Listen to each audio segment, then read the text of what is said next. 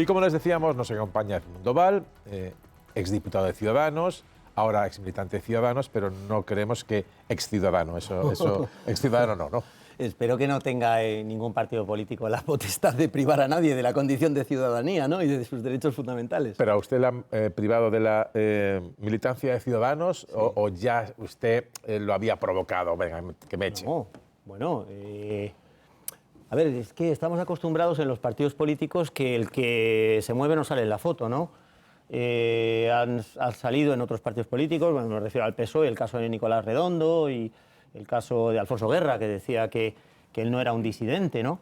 Y claro, estamos acostumbrados a que el que levanta la mano dice las cosas que piensa dentro de una estructura, la de los partidos políticos, que nuestra Constitución en el artículo 6 dice que su funcionamiento y estructura deberán ser democráticos, pero que nadie se lo cree, y nunca ningún partido político yo creo que haya funcionado de forma democrática.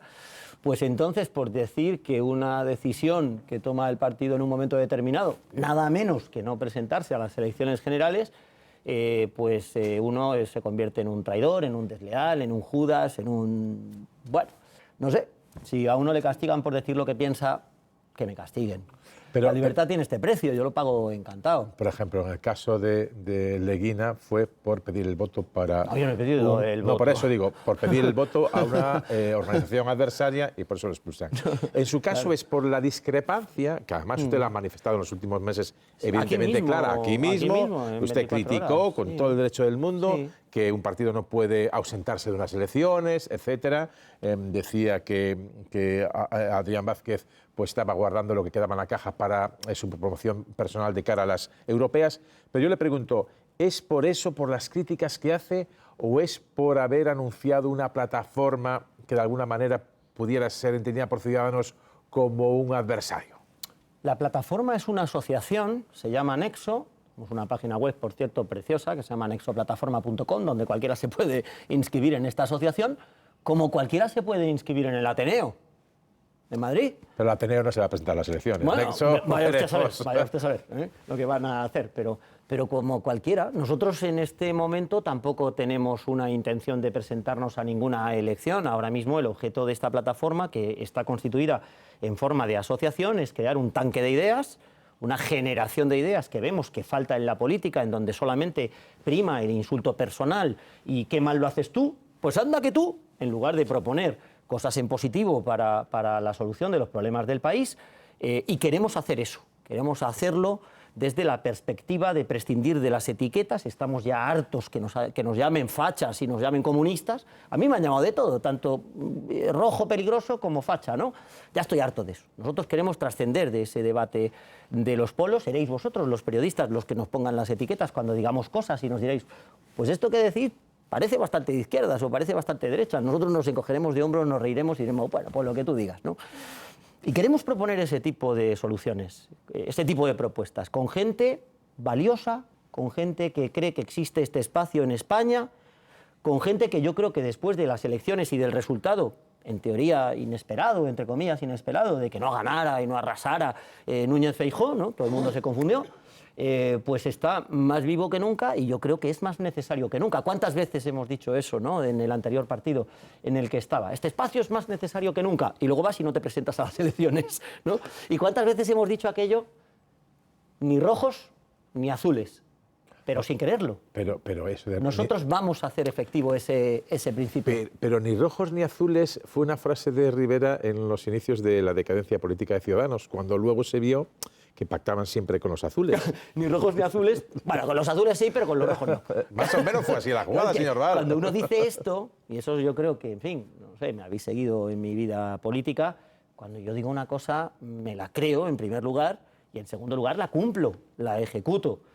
Hoy estaba en una universidad, en la Carlos III, y estaba dando una conferencia a los chavales que han montado la Asociación de Estudiantes de Derecho, y les decía, repasar mi vida, está grabada. Ha habido momentos que daba 4 ruedas de prensa a la semana, que salía a la tribuna de oradores, que intervenía en la Comisión de Justicia. A ver quién me encuentra alguien en la hemeroteca que diga que un día dije una cosa y al día siguiente dije la contraria, o algo distinto. Nadie es capaz de encontrar eso.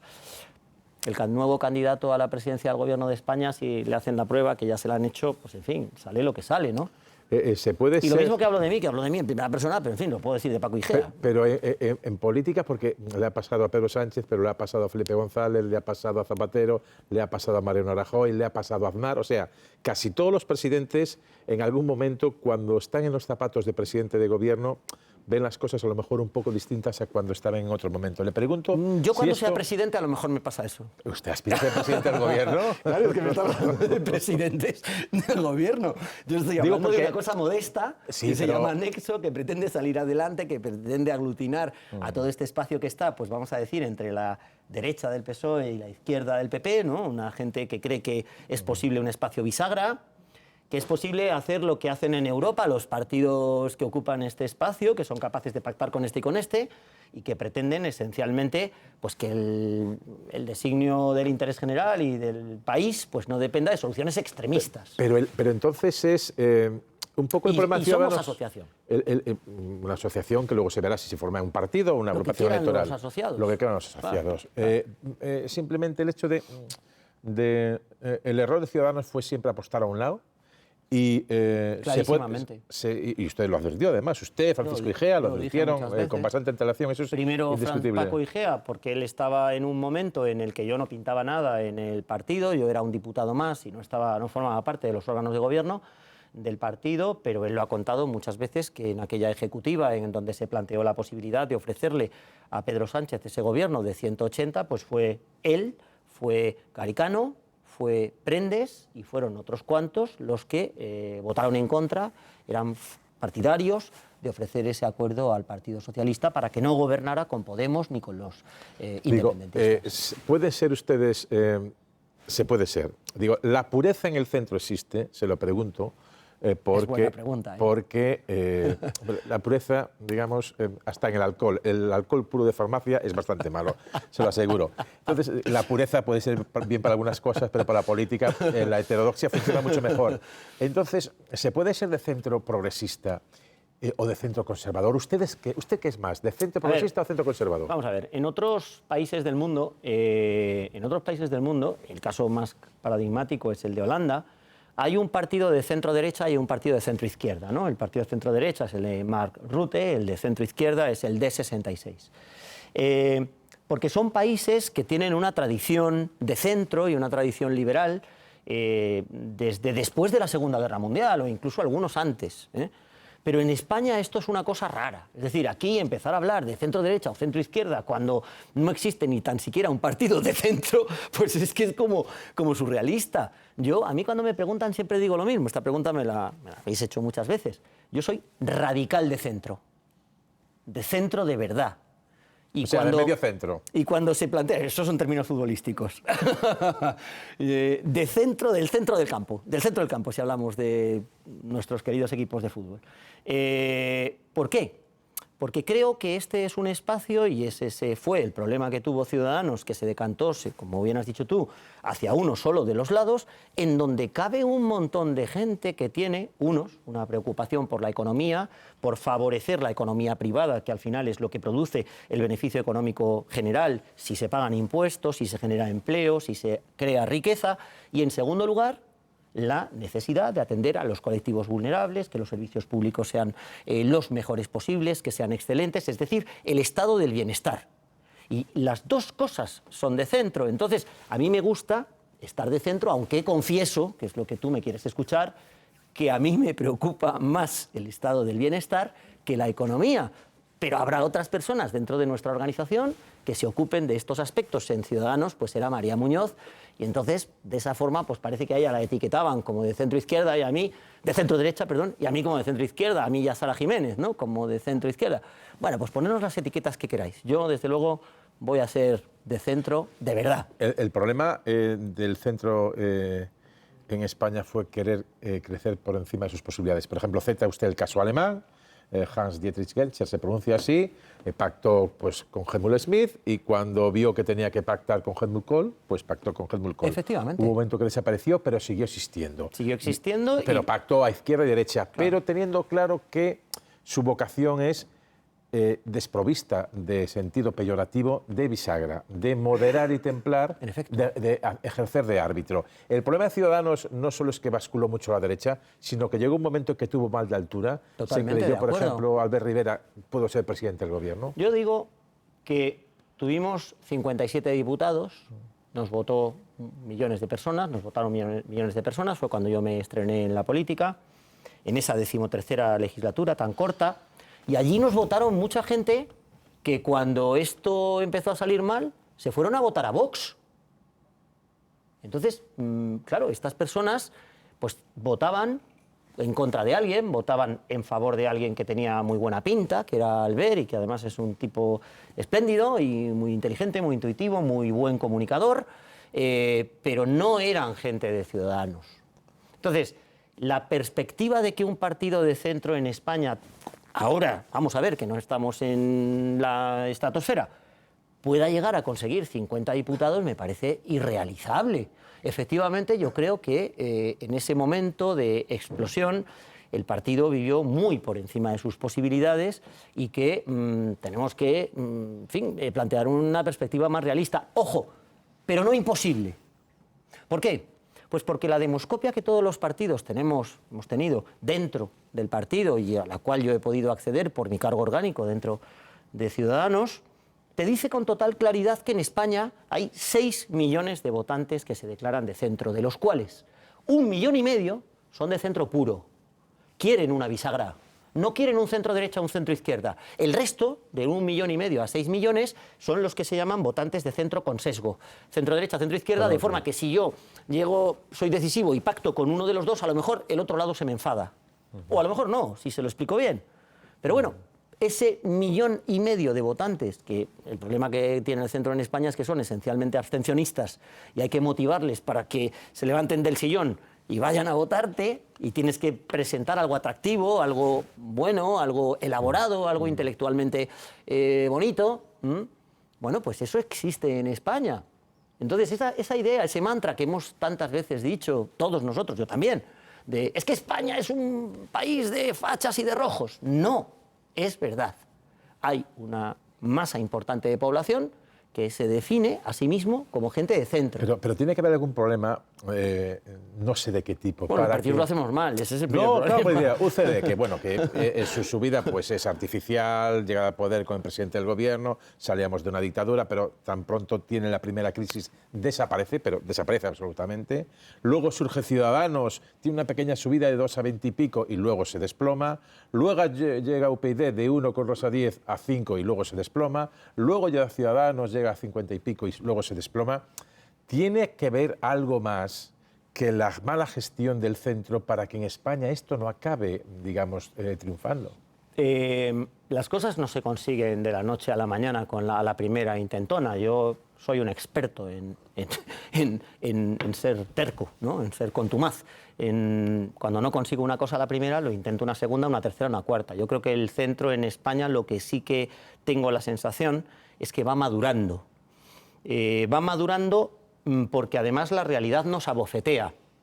Es decir, porque estamos hablando de un grupo de población, este grupo de población, que lo que está viendo en el Congreso de los Diputados durante la anterior legislatura, las anteriores legislaturas, incluyo también la de Mariano Rajoy, y lo que está viendo ahora les desagrada profundamente.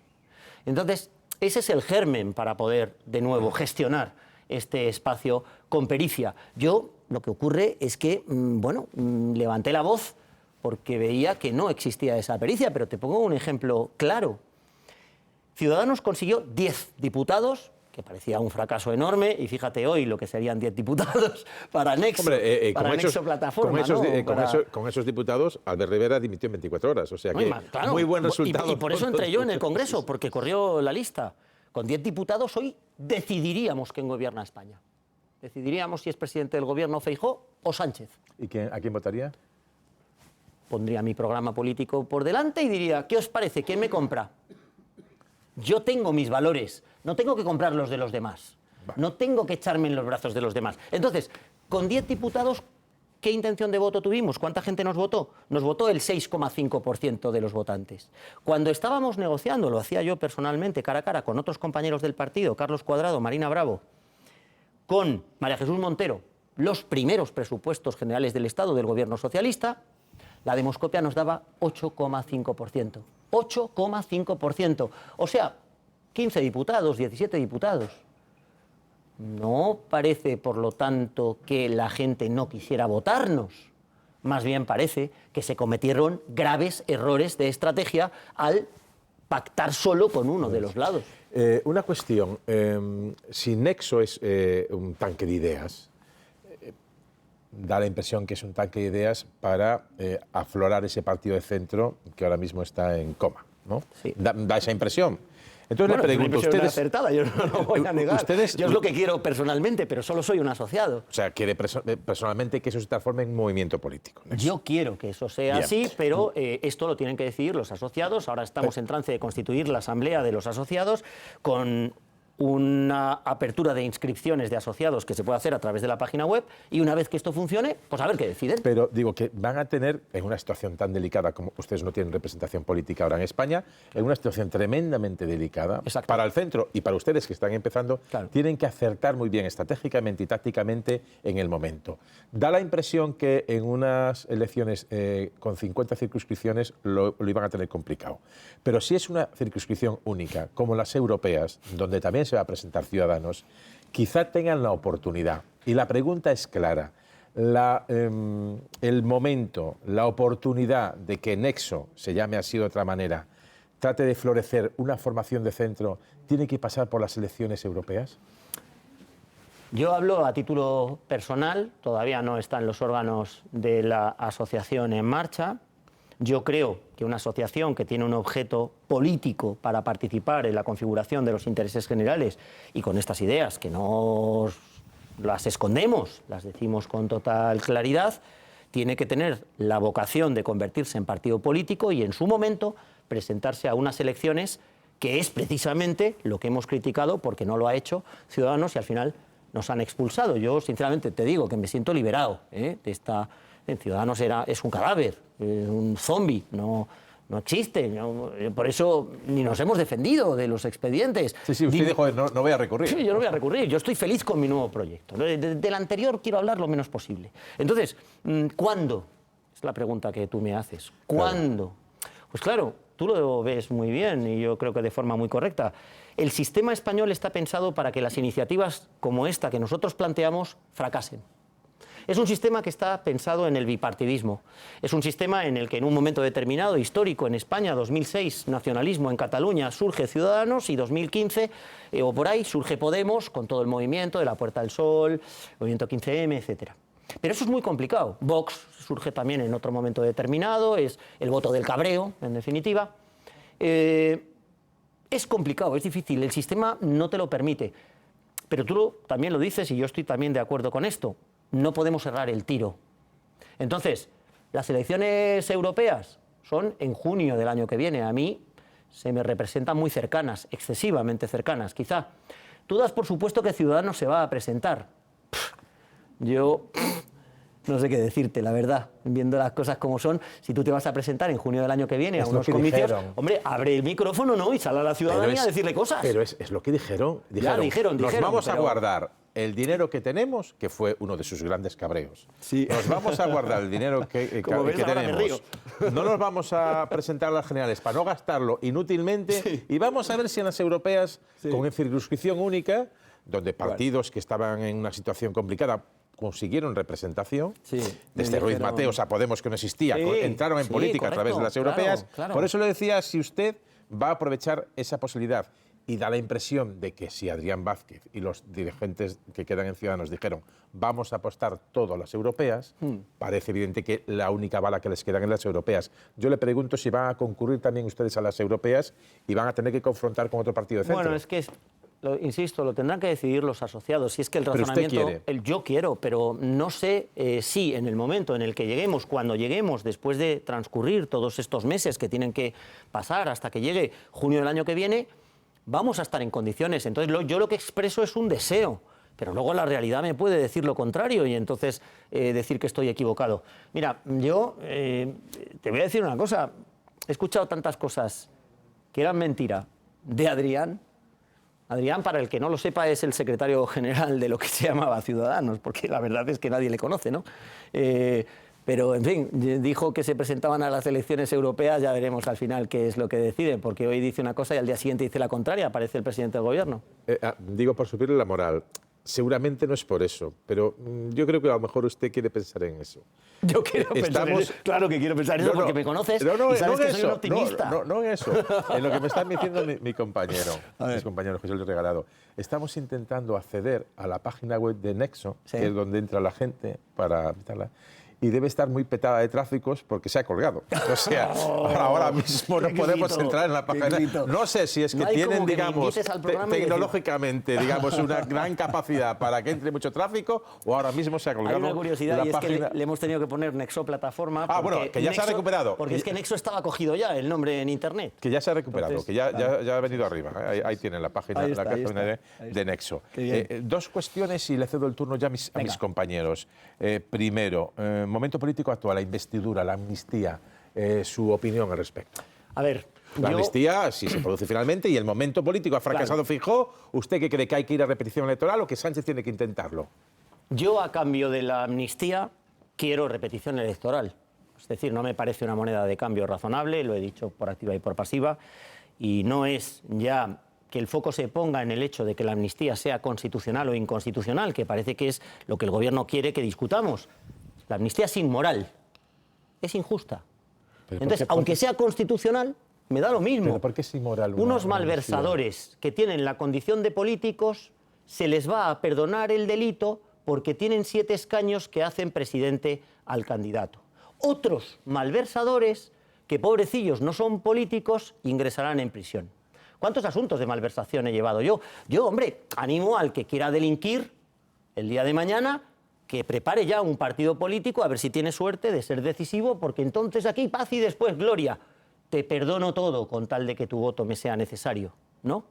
Ruiz Mateos, citabas tú antes, efectivamente, en el Parlamento Europeo. Imaginemos que Ruiz Mateos en su día pues tiene un escaño, 2 escaños, es decisivo para formar gobierno y entonces de repente pues todo lo que ha hecho se lo perdonamos. ¿Nos parecería bien esto? No, no nos parecería bien. No sé qué están esperando los de la Gürtel a no montar un partido político para ser decisivos. No haga chistes con eso. No, lo mismo, hago le puede chistes decir porque algo. fui el que ejerció de acusación en la Gürtel. No, pero le digo que dice usted que la amnistía es inmoral. Siempre es inmoral. En otros países también, en regímenes no de cambio de régimen, ha habido amnistías. Aquí ha habido amnistías económicas. No es verdad. ¿No ha habido una amnistía económica? No, eso es una etiqueta que pusisteis los periodistas porque lo hicisteis más sonoro, más vendible y hablasteis de amnistía fiscal. La amnistía fiscal, si hubiera sido amnistía de verdad, hubiera devuelto a los defraudadores lo que pagaron, porque te perdonan el delito convirtiendo lo ilícito en lícito. La amnistía fiscal a lo que de verdad se parece es a un indulto fiscal. Pero nos hemos quedado con esa etiqueta porque es lo que escribisteis vosotros en los periódicos y en los medios de comunicación. Es lo que se le llamaba no me refiero a vosotros en concreto. Desde el propio gobierno se habló de amnistía fiscal. De hecho, llegó un momento en que con esto de las etiquetas y de las denominaciones dijo: no es una amnistía fiscal, es una regulación de capitales ocultos. Es una regularización de capitales ocultos que prevé el Código Penal en el artículo 305. No perdona el delito, pero sí unos hechos. Igual que ahora sí insiste que no perdona un delito, pero sí los hechos, porque el delito va a seguir La amnistía existiendo. fiscal perdonaba la pena, pero no los hechos. Los hechos seguían siendo ilícitos y el delincuente tenía que pagar. Yo he escuchado a otros juristas y de esto no voy a hablar con usted porque usted es abogado del Estado y yo periodista, pero yo he escuchado también tesis contrarias de que decían que perdona los hechos cometidos, no olvida el delito. Pero al margen de eso, la amnistía olvida el delito. ¿Qué decía el Tribunal Constitucional?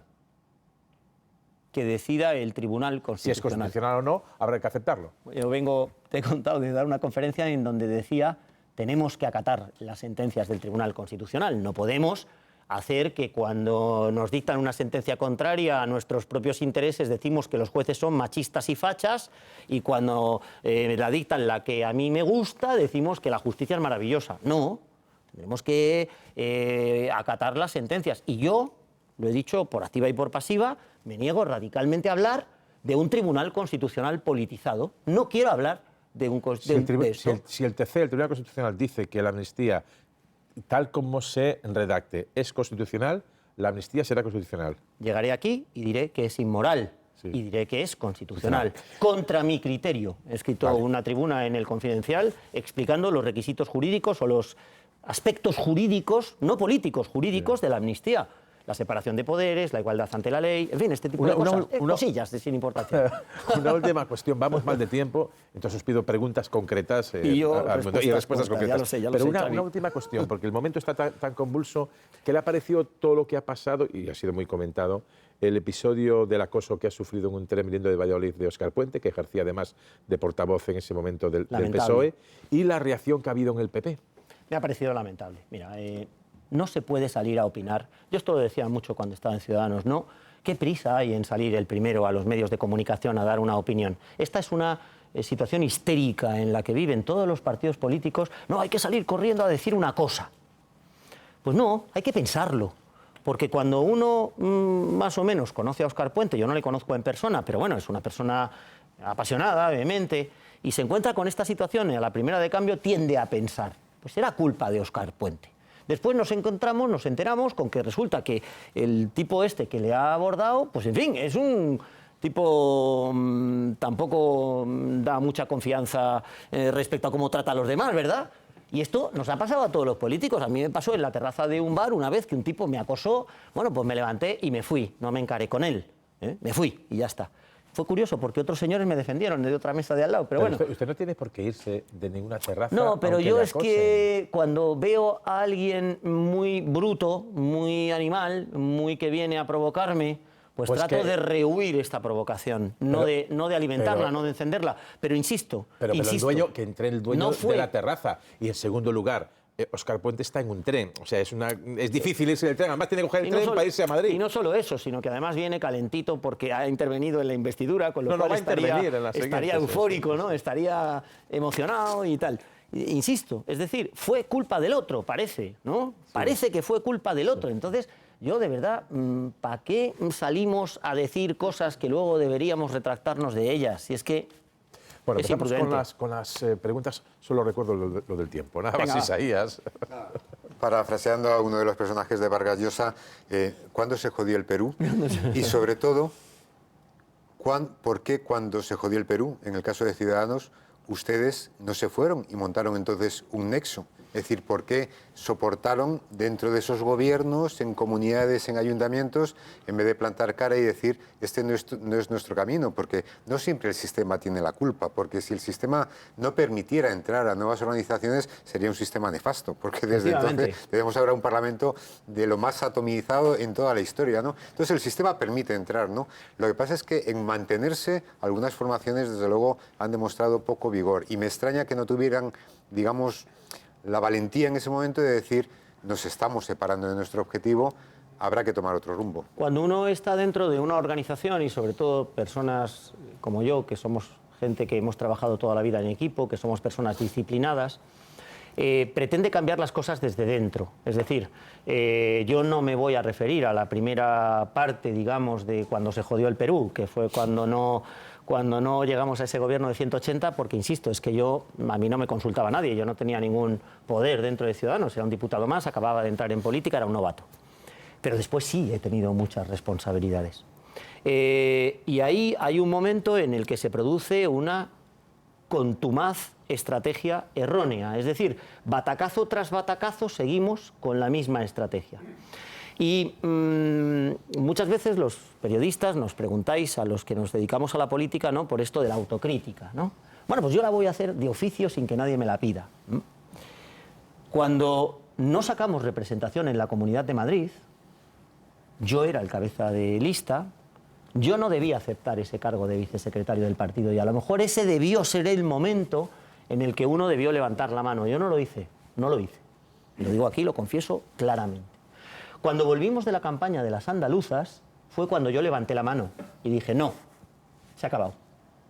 Pero tampoco os lo conté a ninguno de vosotros, a los medios de comunicación, porque creí que podía cambiar las cosas desde dentro. Por eso también acepté el cargo de vicesecretario, porque pensaba que teniendo más poder iba a poder variar el rumbo del partido. Me equivoqué.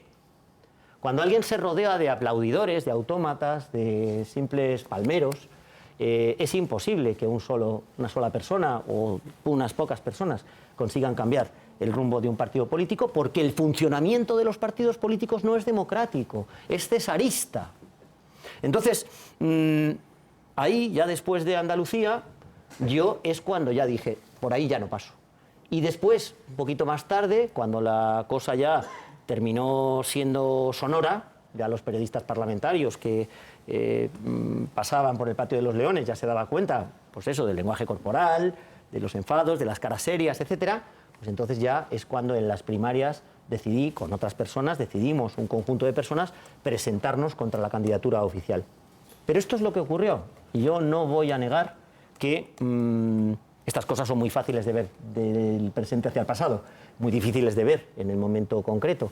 Yo creí que iba a poder cambiar el rumbo del partido. Alejandra. Sí, señor Val, usted es abogado del Estado. Después de la eliminación del delito de sedición, ¿considera necesario fijar o establecer un nuevo delito, por ejemplo, como ha propuesto el Partido Popular, de deslealtad constitucional, es decir, un delito que vaya destinado a proteger el bien jurídico que es la Carta Magna? Marketing. Es deslealtad. El delito de deslealtad institucional, si se lo preguntas a cualquiera de los que sabemos derecho penal, a cualquiera de los magistrados de este país, claro, no le puede entrar más que la risa, perdón. No le puede entrar más que la risa. ¿Cuál es el tipo? ¿La deslealtad institucional? O sea, ¿pero eso de verdad es una conducta penal? Habrá que concretar en qué actos, hechos, conductas concretas suponen una valoración del bien jurídico protegido, lealtad constitucional. Pero consideraría que falta es un disparate. Lo que falta es recuperar el delito de sedición. Recuperarlo tal cual. Claro, ya está. Pero esto de la deslealtad institucional o constitucional es una etiqueta comunicativa que se ha inventado el Partido Popular, que a mí me entran ganas de reír porque me parece ridícula desde el punto de vista penal. Es que es enemiga de cualquier técnica legislativa. Hay que resucitar la sedición. Jesús. Sí, los principales promotores de la plataforma Nexo han sido usted y Francisco Igea, ¿no? De Castilla, y otros. Entre otros. Que si no me regañan, si no lo digo. Pero en el concepto del centro que usted describe, ha hablado de pactar en base a un programa político, pero Francisco Igea, el pacto entre PP y Vox, lo ha calificado de vergüenza, de un peligro para la salud pública, lo ha tachado de muchas cosas. Es decir, en ese concepto de centro incluyen pactar con Vox o con una posibilidad de gobierno PP-Vox. Imposible. Yo, con mis hechos, con mis conductas, con mis decisiones, nunca, jamás en mi vida posibilitaré que Vox defina los intereses generales de mi país. Y lo digo con total y rotunda claridad. Ni Vox, ni Podemos, ni Esquerra, ni Junts, ni Bildu, no. Última pregunta, ¿no? Sí. Señor Val, usted es Hemos jurista. quedado en que me ibas a tratar bien, ¿eh? Última pregunta, concreta y rápida. ¿Existe alguna fórmula jurídica para que, en caso de que se apruebe una ley de amnistía en la redacción que sea, se presente algún recurso, no sé de quién ni ante quién, ante el Supremo o el Constitucional, y quede en suspenso hasta que el Constitucional le dé el aval de constitucionalidad o no? No está pactada la pregunta, lo voy a decir de antemano, porque claro, me la dejas votando. O sea, Pues ya lo siento. Pero es muy interesante la respuesta. Hay una única posibilidad y es el planteamiento de la cuestión de inconstitucionalidad por parte del magistrado Llarena. Es decir, hay dos posibilidades de acudir al Tribunal Constitucional claramente determinadas, que es, por una parte, el recurso de inconstitucionalidad que planteará el Partido Popular, pero ojo, el recurso de inconstitucionalidad jamás ha tenido efecto suspensivo sobre la aplicación de las leyes.